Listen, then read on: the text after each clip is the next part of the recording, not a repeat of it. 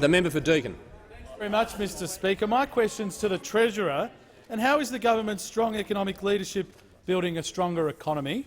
And will the Treasurer update the House on how Australia is transitioning from the mining boom to a more competitive economy? Treasurer. Thank you, Mr Speaker, and I thank the member for Deakin for his question, his keen interest in these issues.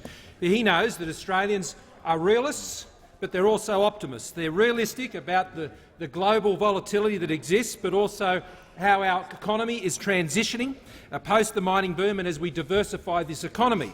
And they know their role in that process.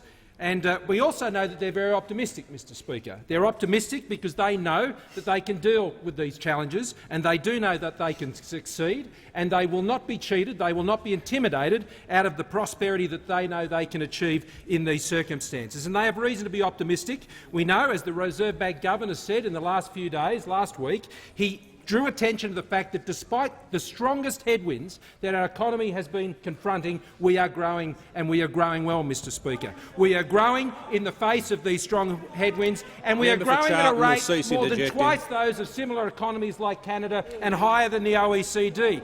They know that we're optimistic, Mr Speaker, because we are achieving 10 times the rate of job growth that was being achieved at the time of the last election in 2013. They know that we are confident because we can see that the jobs ads figures that have come out today that show that we are up again in terms of job advertisements, and there are more opportunities that are being created in the job market today, Mr Speaker, than there were at the time of the last election. And we are seeing that confidence expressed in the various surveys of business conditions and business confidence and consumer confidence. Now, the government is acting, Mr Speaker, to back Australians, to support jobs and growth in our economy. And we're doing that through innovation, and the statement that will be brought down by the Prime Minister and the Minister for Innovation, the infrastructure $50 billion plan that is being rolled out around the country, greater choice through greater and more effective competition policy, the trade agreements, and of course our aspirations for a better tax system.